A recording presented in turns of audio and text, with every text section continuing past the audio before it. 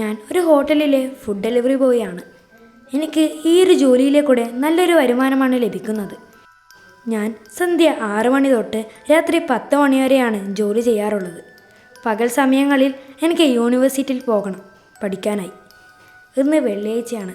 സാധാരണ പോലെ തന്നെ ഞാൻ ജോലിയിൽ കയറി. ഇന്ന് ഒരു ചെറിയ വ്യത്യാസമുണ്ട്. എന്താണെന്ന് വെച്ചിട്ടുണ്ടെങ്കിൽ എൻ്റെ 2 ജോബ് മേറ്റ്സ് ലീവിലാണ്. അപ്പോൾ ഇന്ന് ഞാനും പിന്നെ എൻ്റെ ഒരു കൂട്ടുകാരൻ മാത്രമായിരിക്കും ഡെലിവറി ബോയ് ആയിട്ട് ജോലി ചെയ്യുന്നത്. അതുകൊണ്ട് തന്നെ ഒരുപാട് ഓർഡേഴ്സ് നമുക്ക് ലഭിക്കും. ഒരുപാട് ഓർഡേഴ്സ് ഉണ്ടെങ്കിൽ കുറച്ചധികം ക്യാഷും കിട്ടും. അങ്ങനെ സമയം 10 മണി ആകാറായി. എൻ്റെ ഷിഫ്റ്റ് തീരാനായി. ഇന്ന് അത്യാവശ്യം കൂടുതൽ ഓർഡേഴ്സ് എനിക്ക് ലഭിച്ചു. ഞാനതിൽ സന്തോഷവാനാണ്. അങ്ങനെ ഞാൻ പോകുവാൻ വേണ്ടി പുറത്തിറങ്ങുമ്പോഴായിരുന്നു ഒരു കോൾ ലഭിക്കുന്നത്.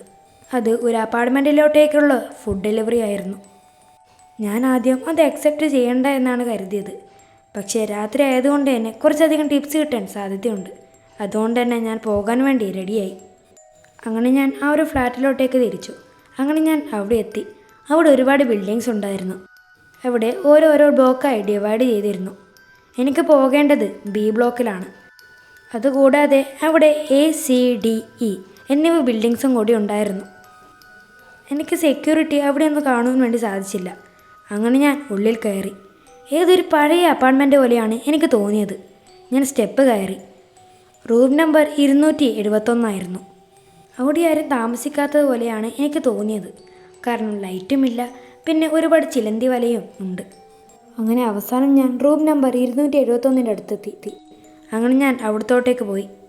ആ അപ്പാർട്ട്മെൻറ്റിൻ്റെ ഡോറിൽ എന്തൊക്കെയോ ചൈനീസിൽ എഴുതിയിട്ടുണ്ടായിരുന്നു. ഞാൻ വാതിലിൽ മുട്ടി. അകത്തു നിന്നും TV ശബ്ദം എനിക്ക് കേൾക്കുവാൻ വേണ്ടി സാധിക്കുന്നുണ്ടായിരുന്നു. പിന്നെ ആരൊക്കെയോ നടക്കുന്ന പോലെയോ. ഞാൻ കുറേ പ്രാവശ്യം മുട്ടി. പിന്നെ ഡോർ ബെല്ലും അടിച്ചു. പക്ഷേ ഒരു റെസ്പോൺസും ഇല്ലായിരുന്നു. അപ്പോൾ ദേഷ്യം വന്ന് ഞാൻ എൻ്റെ ഫോൺ എടുത്ത് ഓർഡർ ചെയ്ത് ആളെ വിളിച്ചു. അയാൾ ഇങ്ങനെയാണ് പറഞ്ഞത്: ഹലോ, ഞാനിപ്പോൾ കറൻ്റ് ഓഫീസിലാണ്. എൻ്റെ അപ്പാർട്ട്മെൻറ്റിൽ അവിടെ എൻ്റെ ഫാമിലി ഉണ്ട്, നിങ്ങൾ അവർക്ക് കൊടുത്താൽ മതി. അയാൾ ഇങ്ങനെയായിരുന്നു പറഞ്ഞത്.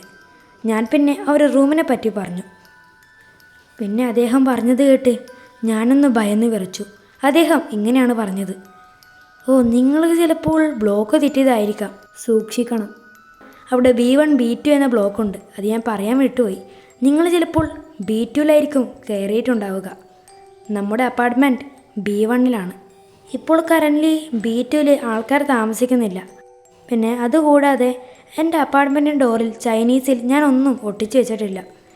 അതുകൊണ്ട് തന്നെ പെട്ടെന്ന് നിങ്ങൾ B1 ബ്ലോക്കിലോട്ടേക്ക് പോവുക. അങ്ങനെ അദ്ദേഹം കട്ട് ചെയ്തു. എനിക്കെന്ത് ചെയ്യണമെന്ന് അറിയില്ലായിരുന്നു. അദ്ദേഹം പറഞ്ഞത് ഇവിടെ ആരും താമസിക്കുന്നില്ല എന്നാണ്. അപ്പോൾ അകത്ത് ആരാണുള്ളത്? ഞാൻ വിൻഡോയിലോട്ടേക്ക് നോക്കി. അപ്പോൾ ലൈറ്റ് ഓഫാവുകയാണ്. ഞാൻ പെട്ടെന്ന് തന്നെ സ്റ്റെയറിൻ്റെ അടുത്തോട്ടേക്ക് ഓടി. അങ്ങനെ കുറച്ച് സ്റ്റെപ്പ് ഞാൻ ഇറങ്ങി. അപ്പോൾ ഞാൻ ബാക്കിലോട്ടേക്ക് നോക്കി. അപ്പോൾ ഞാൻ കണ്ടു ഒരു കറുത്ത രൂപം. ഞാൻ പിന്നെ ഒന്നും നോക്കിയെന്നില്ല, ഒറ്റ ഓട്ടമായിരുന്നു. അങ്ങനെ ഞാൻ എൻ്റെ സ്കൂട്ടറിൻ്റെ അടുത്തെത്തി. എന്തായാലും എനിക്ക് ഈ ഒരു ഫുഡ് ഡെലിവറി ചെയ്യാതെ പോകാൻ വേണ്ടി സാധിക്കില്ല. അങ്ങനെ ഞാൻ B1 ബ്ലോക്കിനായി തിരിഞ്ഞു. അങ്ങനെ അവസാനം എനിക്ക് B1 ബ്ലോക്ക് കിട്ടി. അങ്ങനെ ഞാൻ അവിടത്തോട്ടേക്ക് പോയി ഫുഡ് ഡെലിവറി ചെയ്തു. ഞാൻ വാതിലിൽ മുട്ടിയപ്പോൾ ഒരു മുത്തശ്ശിയാണ് വാതിൽ തുറന്നത്. പുള്ളിക്കാരി നല്ല ദേഷ്യത്തിലാണ്. കാരണം മറ്റൊന്നുമല്ല, ഞാൻ ലേറ്റായിട്ടല്ലേ ഫുഡ് കൊടുത്തത്. അങ്ങനെ ഞാൻ പുറത്തിറങ്ങി. അപ്പോഴാണ് ഒരു കാര്യം ഞാൻ ഓർത്തത്. എൻ്റെ സ്കൂട്ടർ B2 ബ്ലോക്കിൻ്റെ മുന്നിലാണുള്ളത്. അങ്ങനെ ഞാൻ അവിടെ പോയി എൻ്റെ സ്കൂട്ടർ എടുത്തു. അങ്ങനെ ഞാൻ സ്റ്റാർട്ടാക്കി. അപ്പോൾ ഞാൻ റൂം നമ്പർ 271 നോക്കി. അപ്പോൾ ഞാൻ കണ്ടു ആ ഒരു കറുത്ത രൂപത്തെ. അതെന്നെ തന്നെയാണ് നോക്കി നിൽക്കുന്നത്.